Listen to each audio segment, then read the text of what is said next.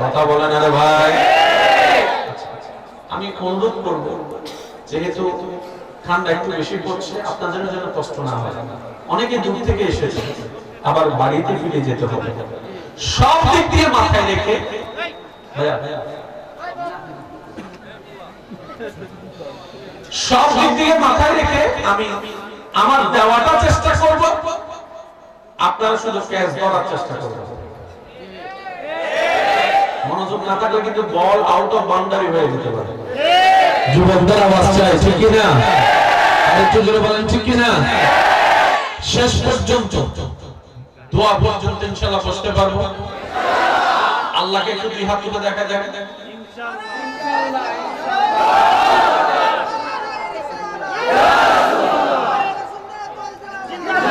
এবার আমি দিয়ে আপনারা আমার সাথে সাথে যে নারায়ে তাকবীর, আল্লাহু আকবার, নারায়ে তাকবীর, আল্লাহু আকবার, নারায়ে রিসালাত, ইয়া রাসূলুল্লাহ।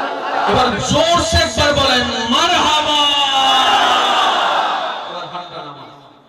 এখানে যারা আছেন সবার মনোযোগ আমি আকর্ষণ করছি। যারা কবরে যাবেন একদিন তারা আমার কথা শুনবেন, আর যারা আজীবন দুনিয়ায় থেকে যাবেন কবরে যাওয়ার চিন্তা নাই, তারা না শুনলেও চলছে। বুঝতে পারছি কথা? যাদের রাস্তা আলমে বরজখের দিকে, কবরের দিকে, আমরা যেন একটু মনোযোগ দিয়ে শোনার চেষ্টা করি। এখানে যারা এখানে সবাই আছে, সবাই আমরা কার বান্দা? আল্লাহ। আজকে আমি আসতে বলবো, আপনাদের জোরে বলতে হবে, আমরা সবাই কার বান্দা? আল্লাহ। ভাইয়া প্লিজ, এই দাবিটা কাদের? আমরা যে আল্লাহর বান্দা, এই দাবিটা আমাদের। ডানে জিজ্ঞেস করেন, সে বলবে আমি আল্লাহর বান্দা। বামে বলেন আমি আল্লাহর বান্দা। বড় ভাইও বলে আমি আল্লাহর বান্দা, ছোট ভাইও বলে আমি আল্লাহর বান্দা, নামাজিও বলে আমি আল্লাহর বান্দা, বেনামাজিও তো বলে আমি আল্লাহর বান্দা। মাইকের আওয়াজ এই মুহূর্তে যত দূর যাচ্ছে, যে যেখান থেকে শুনতে পাচ্ছেন গভীর মনোযোগ। একদিন এই সুন্দর দুনিয়া ধ্বংস হয়ে যাবে, আসমান ভেঙে যাবে, মাটি বিদীর্ণ হয়ে যাবে, জলজলা শুরু হয়ে যাবে চতুর্দিকে। কোরআন সেই বর্ণনা এইভাবে দিচ্ছে, ইজা জুলজিলাতিল আরদু জিলজালাহা ওয়া আখরাজাতিল আরদু আসকালাহা ওয়া ক্বালাল ইনসানু মা লাহা মা লাহা মা লাহা। সূর্য থাকবে না, চন্দ্র থাকবে না, জমিন থাকবে না, আসমান থাকবে না, সুন্দর পৃথিবী থাকবে না, কোনো কিছুই থাকবে না। কিয়ামত আসবে, সবকিছু ধ্বংস হয়ে যাবে। হাসরের ময়দানে আপনার আমার একত্রিত হওয়া হবে। কথা বলেন ঠিক কি না? রব্বুল আলামিন সেই দিন আহকামুল হাকিমিন হয়ে বিচার কার্য শুরু করবেন। আপনি আমি যাব আসামি হয়ে, আসামি হয়ে, আসামি হয়ে। সেই আসামির কাঠগড়ায় দাঁড়ানোর পরে মিসকালা যাররা, ওই যাররা যাররা পরিমাণ হিসাব যখন রব্বুল আলামিন দিতে থাকবে, যেই বান্দা সেই রবকে পরিপূর্ণ হিসাব বুঝিয়ে দিয়ে রবকে খুশি করতে পারবে, তার জন্য থাকবে তাজরি মিন তাহতিহাল আনহার ওয়ালা জান্নাত। ওই জান্নাত, যে জান্নাতে দুঃখ বলতে কিছু নাই, সুবহানাল্লাহ বলতে থাকে সুবহানাল্লাহ। যে জান্নাতে অশান্তি বলে কোনো ছোঁয়া নাই, যে জান্নাতে মৃত্যু বলে কোনো শব্দ নাই, যে জান্নাতে কান্না বলে কোনো শব্দ নাই, যে জান্নাতের মধ্যে অশান্তি বলে কোনো শব্দ নাই, শুধু শান্তি আর শান্তি, আনন্দ আর আনন্দ, খাওয়া দাওয়া আর খাওয়া দাওয়া, পোশাক আর পোশাক, যার যেমনে মন চায় সেভাবে সেই জান্নাতে থাকতে পারবে। শর্ত একটাই, যদি রবকে খুশি করতে পারে। ভাইয়া I love you, I love you. Okay, ভাইয়া একটু ছাড়েন তো, একটু হ্যাঁ, এই তো মাশাআল্লাহ। একবার বলি মারহাবা। আসলে আউট আওয়াজ আসলে ওই মনোযোগটা একটু নষ্ট হয়ে যায়। এটা আমার না, এটা সবারই হয়। কি আপনাদের হয় না? সেই জন্য একটু খেয়াল করবেন। এবার বলেন আমরা সবাই কার বান্দা? আল্লাহ। আমি আওয়াজটা পাইনি, বসা দাঁড়ানো সবাই বলেন আমরা সবাই কার বান্দা? আল্লাহ। এটা বাহাদুরি নয়। বাহাদুরি কখন হবে? এই হাজার কোটি বান্দার ভিতরে আল্লাহ যদি কোন বান্দার দিকে রহমতের নজর দিয়ে ফেরেশতাকে দেখাই দেয়, এই ফেরেশতা দেখে রাখ এটা আমার বান্দা, সেই সফল হয়ে গেছে। বুঝবেন পেশটা? ইসলাম সহজ, আমরা কঠিন বানিয়ে ফেলেছি। একটু জোরে বলেন না। পৃথিবীর কোন ধর্মকে কোড অফ লাইফ বলা হয় না, একমাত্র ইসলামকে বলা হয় কোড অফ লাইফ। আর কোড অফ লাইফ শব্দটা অর্জন করা, ডিগ্রি অর্জন করা সোজা কথা নয়। পৃথিবীতে বর্তমানে ৩-৪ হাজারের উপরে ধর্ম আছে। সমস্ত ধর্মের ভিতরে মাথা উঁচু করে ইজ্জতের সাথে যেই ধর্মের পতাকা উত্তোলন হয়ে আছে সেটাই হচ্ছে ইন্নাদ্দীনা ইনদাল্লাহিল ইসলাম, সেটাই আল্লাহর মনোনীত ধর্ম ইসলাম। ডান হাত তুলে দেখায় বলো ঠিক কিনা?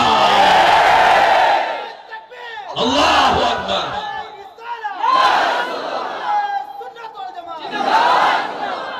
এবার বলেন আমরা সবাই কার বান্দা?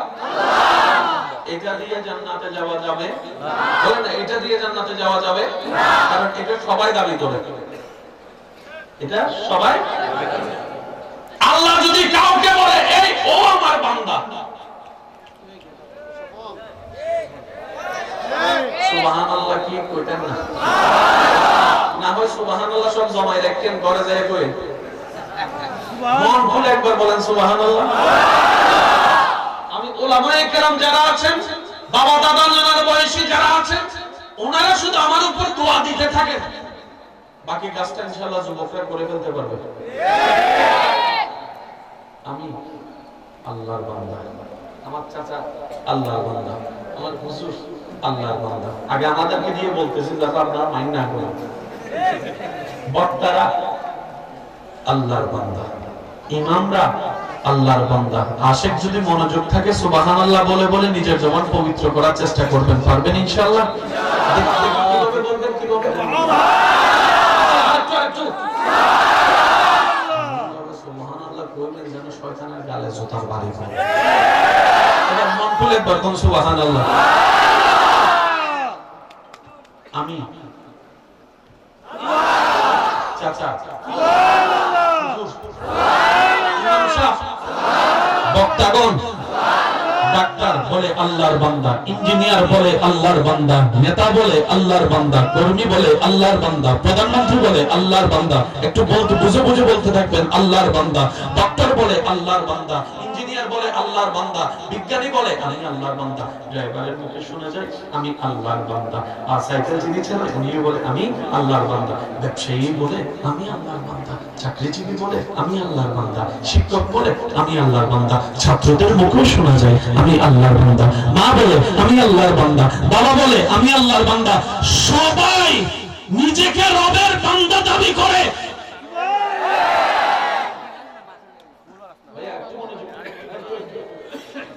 সবাই নিজেকে রবের বান্দা দাবি বলেন, সবাই নিজেকে রবের বান্দা দাবি, কিন্তু একজনকেও বলে না এটা আমার বান্দা। সবাই নিজেকে রবের বান্দা দাবি করে।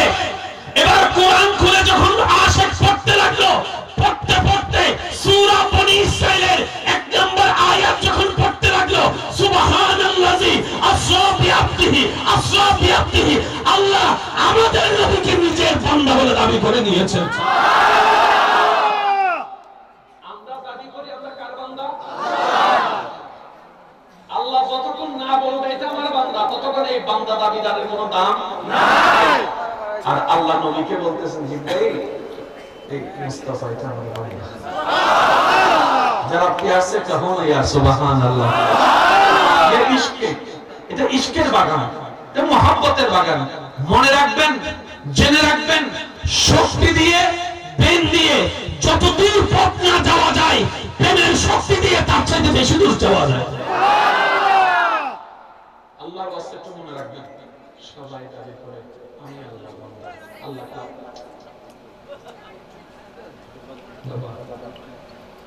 আল্লাহ কাউকে বলে নাই। আপনার আমার নবীর বেলায় যখন আসছে, আল্লাহ বলছে সুবহানাল্লাযী আসরা বিআবদিহি, আমি আমার বান্দাকে রাতের কিছু অংশে মক্কা থেকে আকসা ভ্রমণ করিয়েছি। আকসা থেকে প্রথম আসমান, দ্বিতীয় আসমান, তৃতীয় আসমান, চতুর্থ আসমান, পঞ্চম আসমান, ষষ্ঠ আসমান, সপ্তম আসমান ভ্রমণ আমি আল্লাহ আমার বান্দাকে করিয়েছি। এরপর সপ্তম আসমানের উপরে নিয়ে গিয়েছি আমি আল্লাহ আমার বান্দা নবী মুস্তাফাকে সিদরাতুল মুনতাহা দেখিয়েছি, জান্নাত দেখিয়েছি, জাহান্নাম দেখিয়েছি। সুবহানাল্লাহ বলতে থাকেন না। মুসা নবীর উম্মত থাকলে সুবহানাল্লাহ বলার দরকার নেই কষ্ট করে, ঈসা নবীর উম্মত থাকলে আওয়াজও করার দরকার নেই। আমি আবদার করে তো তাদেরকে বলছি যারা আমরা আল মুসলিমু আখুল মুসলিম, এক মুসলমান অপর মুসলমানের ভাই, আমরা তো তাকে আবদার করে বলছি যাদের নাম নবী রাহমাতুল লিল আলামিনের উম্মতের খাতায় লেখা আছে, উম্মতের খাতায় যাদের নাম লেখা আছে তাদেরকে আবদার করে বলছি সুবহানাল্লাহ বলতে থাকেন, সুবহানাল্লাহ বলতে থাকেন। রব বলছে আমি আমার মুস্তাফাকে আমার বান্দাকে জান্নাত কয়টা দেখিয়েছি, বাহির থেকে দেখিয়েছি, ভিতর থেকে দেখিয়েছি, জান্নাতুল ফেরদৌস দেখিয়েছি, হাউজে কাউসার দেখিয়েছি, লৌহে মাহফুজ দেখিয়েছি, লৌহে মাহফুজ আমি আল্লাহ আমার বান্দাকে দেখিয়েছি, জাহান্নাম দেখিয়েছি, আগুনের দলন দেখিয়েছি, সর্প দেখিয়েছি, বিছু দেখিয়েছি, শাস্তির দলন আমি আল্লাহ আমার বান্দা মুস্তাফাকে দেখিয়েছি। আমি